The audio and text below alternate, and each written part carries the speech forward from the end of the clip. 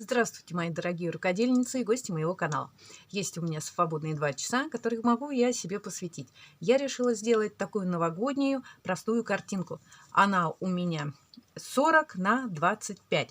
Я взяла нетканое полотно, просто подложка. Можно взять абсолютно любую ткань. Это у меня бязь. Видите, вот в таких тонах. Вот это темно-синее будет у меня небо, ну а это снег. И сейчас я это все простегаю, чтобы мне было потом легче. Сделала я фон, теперь я размещаю елки. Мы с вами можем зафиксировать весь рисунок булавками, посадить на клеевую, на паутинку. Можно воспользоваться клеем-карандашом, обыкновенный канцелярский. Если это техника пицца, то весь рисунок можно посадить на флизелин.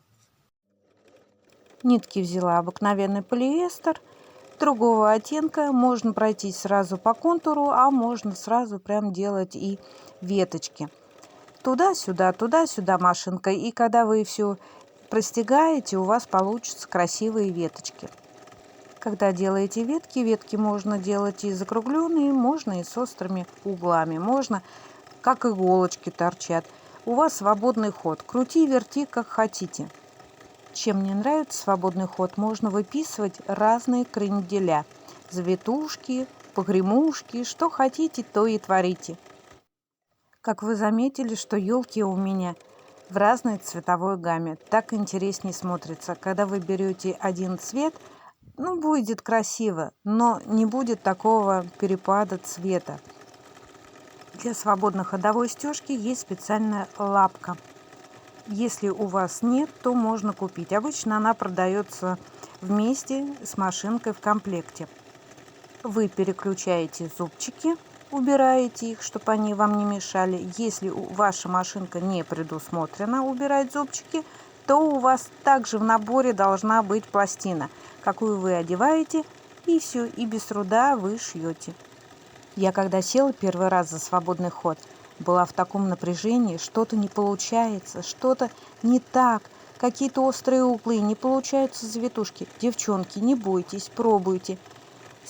Со второй, с третьей попытки у вас все получится. Это все приходит, когда вы набиваете руку, постоянно шьете.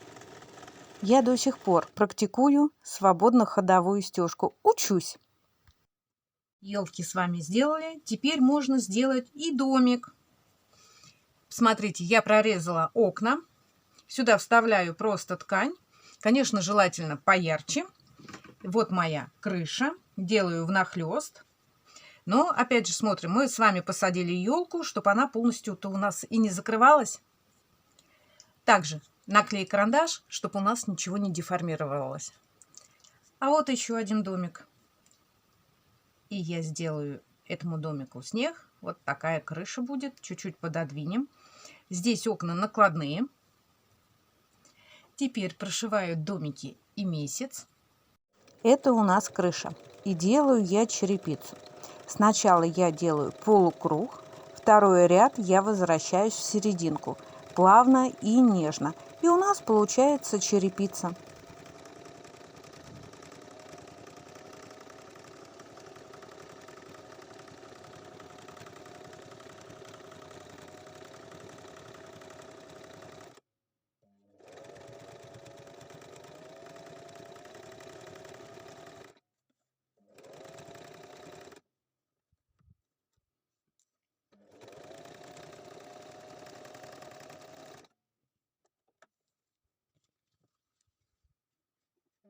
Сам дом прохожу по контуру, а потом делаю имитацию бруса. Можно также сделать и кирпичный дом.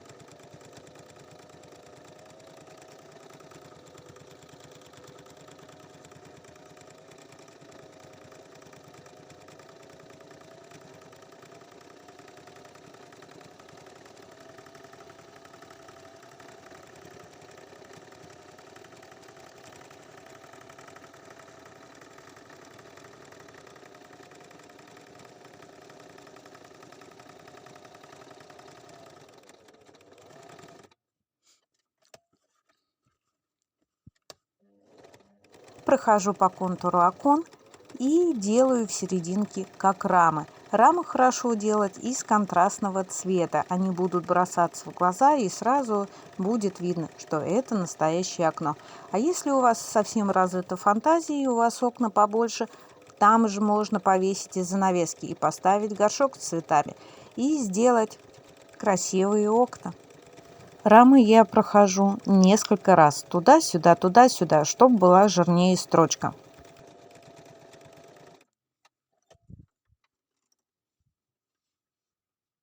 Ну вот, дома-то посадили, теперь можно сделать сани. Сани, конечно, очень довольно-таки большие, но зато посмотрите, какие они красивые, все в завитушечку, чуть-чуть вот сюда пододвину.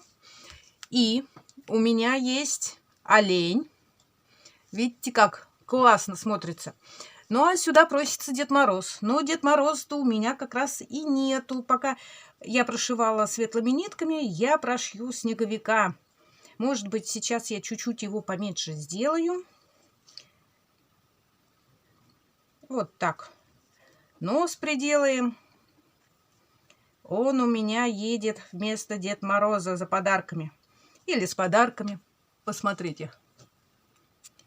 Ну, конечно, сани немножко большоватые, но что ж мне их переделывать не буду.